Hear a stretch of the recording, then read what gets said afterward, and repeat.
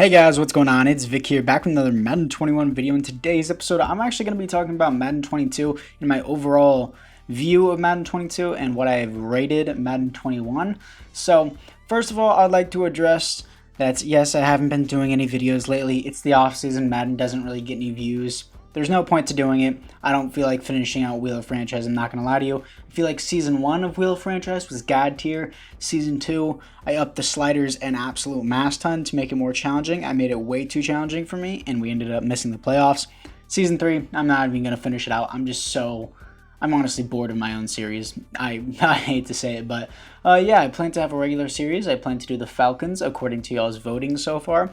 I think Falcons are going to win by a wide margin. It's not like I had anything to do with the voting, even though I put my own input on it, which definitely fluctuated the voting. But anyways, we are here to talk about Madden 21. So, my rating of it, better than Madden 20 is what I'll say. Better than Madden 19. Every game was better than Madden 19. My God, that was my first Xbox console game of Madden. My very first Madden game I've ever played was, I think, Madden 2004, I think it was, which was awesome, and I think it was on the PS2. Yeah, so that was awesome, but the first game that I actually owned of Madden was Madden 13 on the Wii. And then that's whenever I was apparently told that Madden got really, really bad. So that was that, and then my next Madden game I ever bought was Madden 19, which apparently was the worst Madden, but I bought that on my Xbox One X that I have. I'm also getting a Series X, which I'm going to be talking about, which is awesome. I'm getting an Xbox Series X. You guys do get Madden gameplay with the new next gen. You're welcome, by the way. I made sure to go out of my way to get that.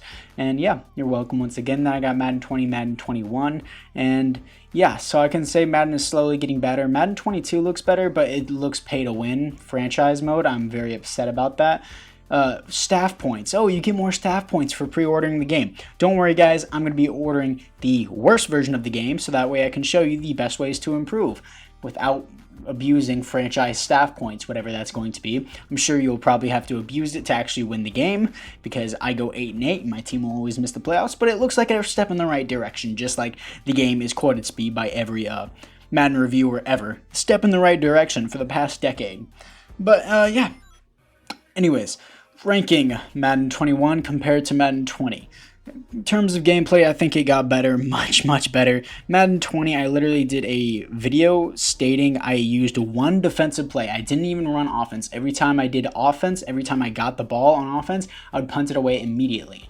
So I played defense the entire game and ran pinch buck 0 with the Ravens against the Browns for the entire game in Madden, Madden 20. And I think I won the game like 24-3. It was ridiculously dumb.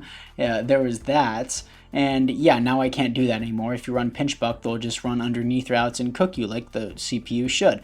The defense breaks down a lot better, though the defense still gets stupid animations like I do in all my gameplay videos, where the defensive back will glitch forward or get a sudden speed boost right when the ball comes and pick it off, which doesn't make any sense. I understand DB's bait, but they don't suddenly gain massive amounts of speed after being cooked on a route. That doesn't make a lot of sense to me. But still, the gameplay has improved from Madden 20, I will admit that. I don't know if it's improved in Madden 18. Madden 18 gameplay, I've played it before, and it was actually pretty good. I liked it. But yeah, Madden 20 gameplay was not there, especially on offensive terms. The offensive CPU was terrible. I still think it is. It throws the ball away whenever it's not under pressure, but still, it's getting a little bit better and better as time goes on. Defensive line is still ridiculous. A 72 overall left end will immediately shed my 99 overall superstar left tackle, and it's so annoying. Stop basing the game off animations. Start basing it off physics. I wish they would bring back a physics engine instead of Frostbite. Drop Frostbite. They're not meant for this kind of realistic gameplay.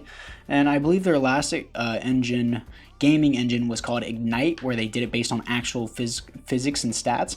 Because if you look at it realistically, if you pick up, who is it? I'm sure if you ask any guy who runs an online franchise if they would rather have either Devontae Adams or would they rather have McCole Hardman, they would choose McCole Hardman because of his speed, no other reason. But yeah, going into the gameplay, once again, I think I'm going to give the gameplay for Madden 21 an overall 6 out of 10. Madden 20 was definitely a 4 out of 10, so yeah. That's my rating for this year. I'll probably do a rating like this every year. Madden 20, I like the X Factor abilities. I'm not going to lie. I really do think they make the game a lot more spiced up. Some of them are ridiculously, stupidly overpowered and should not exist. Like a freight train, once that's on, yeah, there's no stopping that. It's insane to get that off. But yeah, gameplay 6 out of 10. Definitely need to improve the defensive gameplay. It's stupid. Animations just insanely make me heated. Like in this gameplay that you're probably seeing right now that I just recorded with the Jets. Go down at the bottom and look at the inaccurate bullet pass that is thrown by Zach Wilson by every 5 seconds. Unless it is Cam Newton or Mitchell Trubisky, this should not be happening every drive where he tosses the ball in the dirt. I understand he's a rookie, but my God, this is terrible. Anyways, moving on to the next thing, and that would be MUT. I don't play MUT that much, but here, let me give you a rundown of MUT. Beginning of the year, pulling an 88 overall is an insane deal. By November, nobody cares about 88s overall. Pulling a 92 to 93 overall is an insane deal. Pulling, and in December, Ghost of Madden 95 overall is an insane deal. You get to March, pulling a 98 is an insane deal. You get to April or May. I don't remember when the golden tickets drop, but you get to that, and pulling a golden ticket is a big deal. So yeah, that's the logistics of MUT. And that 88 overall that you pulled at the beginning of the year, that was on the auction house for what was it, 200 grand? Yeah, that's worth like 10 grand now. Not worth anything in the auction house. And by the time it is July, everybody and their dog has golden ticket Julio Jones. So that's how MUT works for you every year. But it has different pack animations and there's house rules. MUT doesn't do anything. Why would you spend thousands of dollars, no, hundreds of dollars to thousands of dollars? I've seen maniacs spend thousands of dollars on MUT when it resets every year. Unless you're making YouTube content, I don't understand the point of spending money on MUT. It's honestly the biggest waste of time. I don't even spend money on MUT. I spend $60 on the game and that's it. I'm not pre-ordering. I'm not spending $120 to get 2 days early access. You're telling me the price is going to drop by $60 within the next 2 days? Yeah, sure. I can sleep on that for sure. But yeah, MUT, terrible. Superstar KO, literally a copy and paste of last year. They did nothing to improve it. I don't know why you would think adding Snoop Dogg and the Migos to Madden 20 will improve your sales, dude. Nobody's gonna be like, my God, I just bought Madden 20. I'm so glad that they added the Migos. It made me definitely buy Madden. Like, why are you investing all that money into Snoop Dogg and the Migos to sponsor your game instead of actually fixing the game, which would make the viewers happy? But no, face of the franchise, Snoop Dogg. Why not? Moving on, face of the franchise. Just explained it. Snoop Dogg, why is he in there? You paid him instead of actually improving face of the franchise. There's so many glitches. If you let quote-unquote fate decide, yeah, you will go to the Bears automatically. Fate is not deciding. It's automatically scripted. Everything in that game is scripted. I understand it's supposed to go by a script, but at the same time, why does Tommy follow me? If literally whenever I first saw the clip of Tommy saying you pick first, I was like, no, I want him to pick first because I don't want him to follow me. He immediately followed me. It was predictable, and I really didn't like it. I wasn't anything about it, and I could care less about his heart problems, because me, I would immediately transfer schools. Any logical person would transfer schools, but it doesn't give you that option. So yeah, the heartbreak kids. And then on top of that, a year after you played, Tommy is supposed to be in the league next year. He never comes up in the league the very next year. What happened? Heart attack finally get him? No, because I still receive text messages from Tommy. So yeah, there's that once again.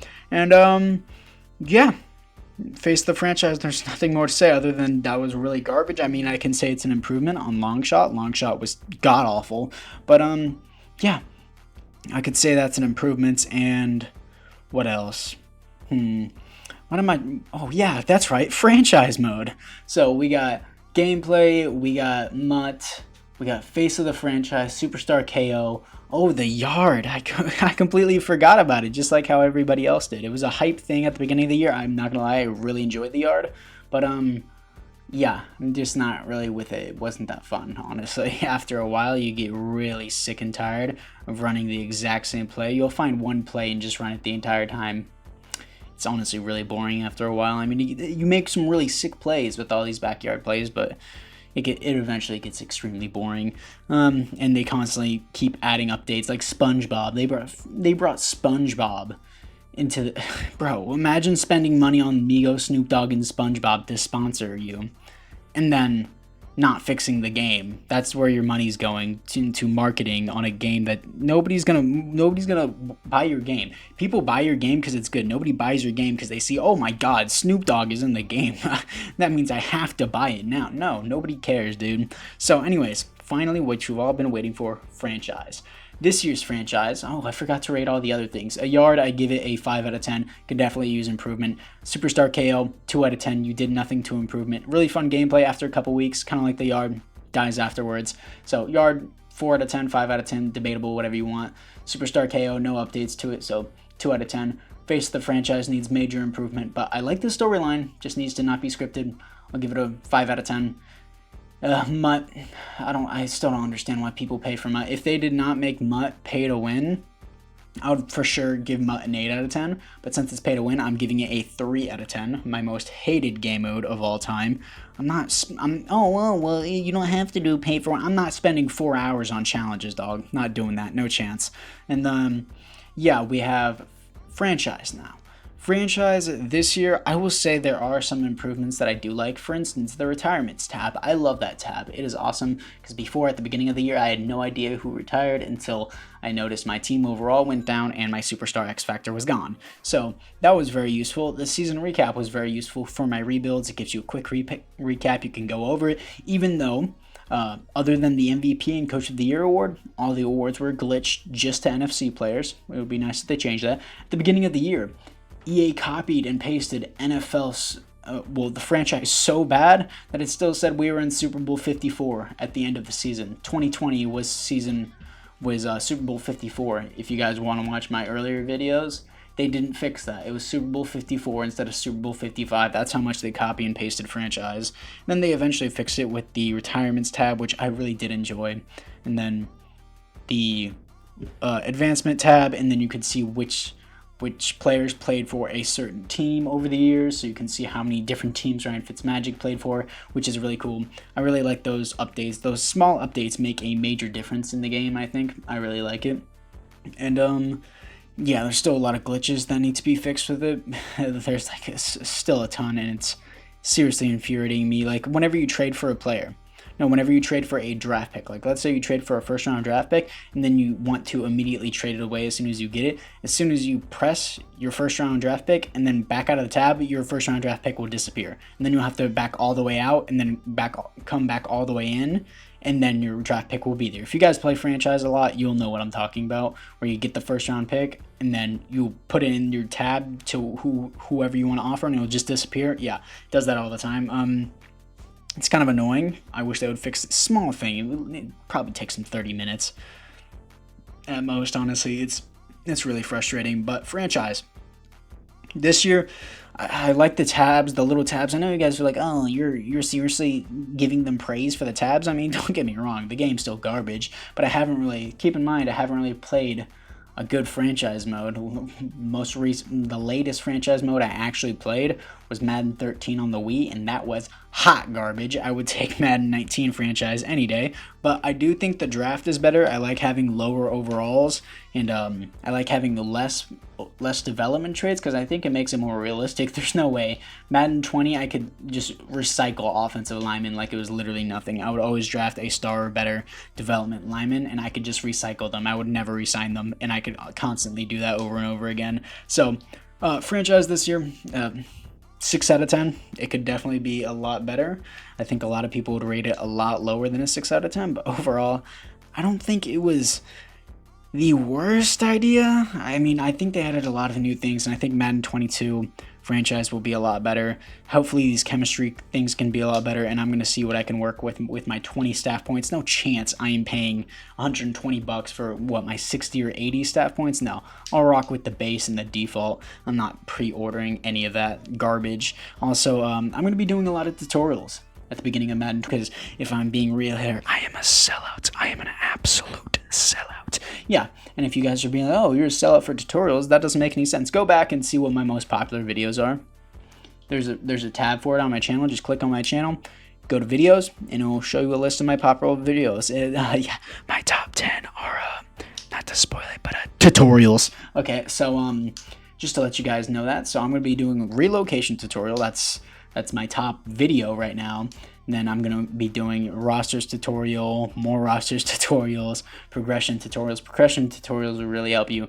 Trading tutorials. My trading tutorials were absolutely blowing up before, and then of course, as soon as I dropped those tutorial videos on my trading videos, EA updates the trade system, which I did like actually. I forgot to mention that the trade system I do like a little bit better. Still a lot of things wrong with it. But of course, you can't go through each individual player and you get to judge what is fair and what is not for each individual player. Because, yeah, that would take way too much time. Even me as a Madden creator wouldn't want to do that. So I'd probably hire 5 different people and be like, you guys get this section, you guys get that section. Do what you think is fair for each and every individual of these players. If they already do that, then God, they know nothing about football. But anyways, guys, I thank you guys all for watching this video. That is my rating on Madden 21. That is what I plan to do for Madden 22. Anyways, guys, I thank you guys all for watching once again, and I'll see you guys all in the next one.